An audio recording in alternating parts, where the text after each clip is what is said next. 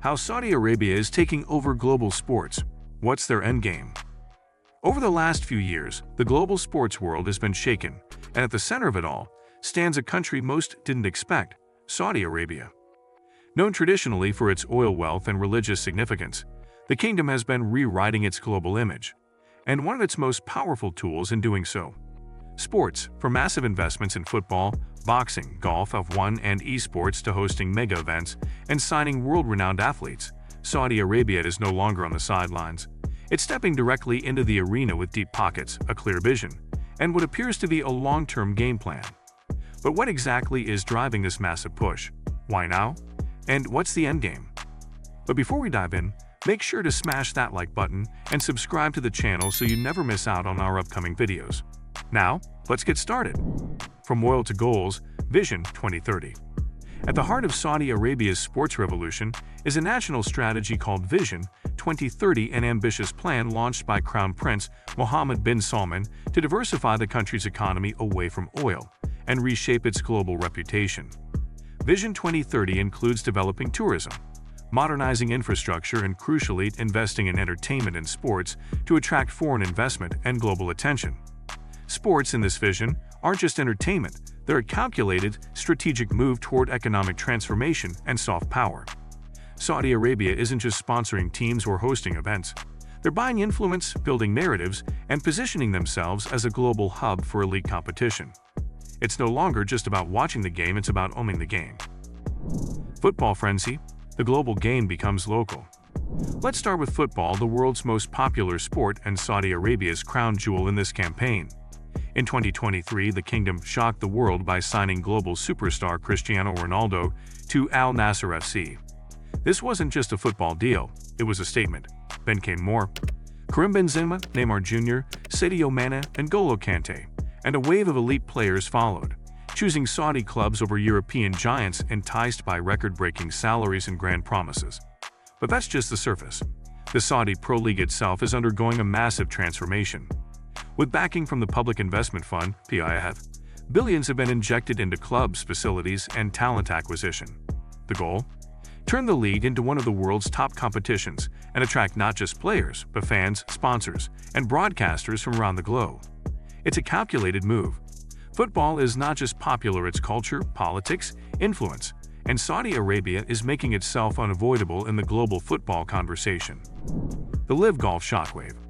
When the kingdom decided to enter the golf world, it didn't tiptoe, it launched a full-scale assault.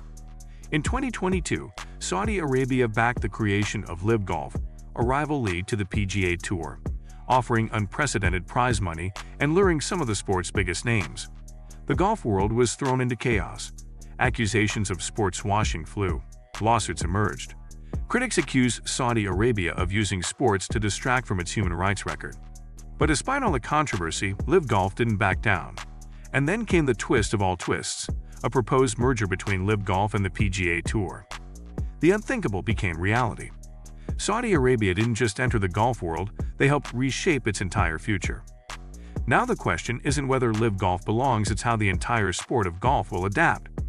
With billions in investment and a new global spotlight, Saudi Arabia has not only changed the economics of golf, but also forced every stakeholder to rethink tradition, competition, and legacy. Players face new choices: loyalty or opportunity, legacy or earnings. Meanwhile, golf's governing bodies wrestle with the balance between integrity and innovation. What once seemed like a rebel movement is now part of the mainstream. Boxing, MMA, and F1. Building a sports empire? Football and golf are just the beginning. Saudi Arabia is making power plays across the sporting world. Boxing. The kingdom has hosted some of the biggest heavyweight title fights in recent history. Names like Anthony Joshua, Tyson Fury, and Alexander Usyk have fought under the Saudi lights, often for the largest purses of their careers. Saudi Arabia isn't just hosting fights, they're building the biggest fight nights in the world. M&A. The UFC has signed long-term deals to bring events to Saudi Arabia. With the kingdom's increasing investment in combat sports infrastructure, Saudi Arabia is quickly becoming a central player in the fight game. Formula One. In 2021, the inaugural Saudi Arabian Grand Prix debuted in Jeddah. With a visually stunning track and enormous promotion, F1 in Saudi Arabia wasn't a one-time show. It's now a recurring event on the calendar. Motorsports fans are starting to associate Saudi Arabia with some of the fastest and most glamorous races of the year. Esports. Saudi Arabia is also targeting a younger, tech-savvy demographic with huge investments in gaming. The kingdom launched the Savvy Gaming Group, acquired major esports tournament operators, and committed billions toward becoming a global esports hub. In every direction, the message is the same. Saudi Arabia wants to be at the center of global sports. What is sports washing? Despite the kingdom's ambitious moves, not everyone is cheering from the stands. Critics argue that Saudi Arabia's sports investments are part of a larger strategy called sports washing, using sports to cleanse or distract from a negative reputation, particularly on human rights, censorship, and authoritarian governance. Events like the murder of journalist Jamal Khashoggi, the war in Yemen, and the imprisonment of activists continue to draw international criticism. But by hosting feel-good sporting events, promoting elite competition, and turning athletes into cultural ambassadors, Saudi Arabia seeks to shift the global narrative. This is where the conversation becomes more complex. For every stadium built, there are questions raised. For every star signed, there are ethics debated.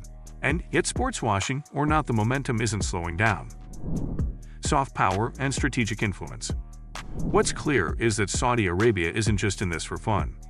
Their investments are about soft power, influencing the world without force, using culture, entertainment, and presence to shape global opinion. It's the same strategy used by nations like the United States, China, and Qatar, especially ahead of international events like the Olympics or the FIFA World Cup. Saudi Arabia wants to be seen as more than oil and desert. It wants to be seen as modern, innovative, powerful, and globally relevant. Sports is the vehicle, fame is the fuel, and perception is the ultimate prize. By 2030, Saudi Arabia wants to be a serious contender to host major tournaments, including the FIFA World Cup, the Olympic Games, and beyond. These aren't just dreams. With the money and influence they're wielding, they're very real possibilities. Economic diversification, more than just optics. While image matters, economics play a major role too. Oil revenues are finite. Global demand is shifting. Saudi Arabia needs to build new industries, and sports, tourism, and entertainment are among the chosen pillars. Boosting mega events boosts tourism, creates jobs, and sparks infrastructure development. Riyadh, Jeddah, and Neom, an ultra-futuristic city being built from scratch, are set to be destinations, not just for business, but for recreation and culture. Sports aren't just about games. They're about building an entire ecosystem. Academies, stadiums, broadcasters, hotels, restaurants, and tech innovation all tied together under the sports umbrella. Athletes and morality. The debate continues. One of the most controversial aspects of Saudi Arabia's rise in sports is the moral tightrope athletes are forced to walk. When players accept mega deals from Saudi clubs, critics often question their ethics.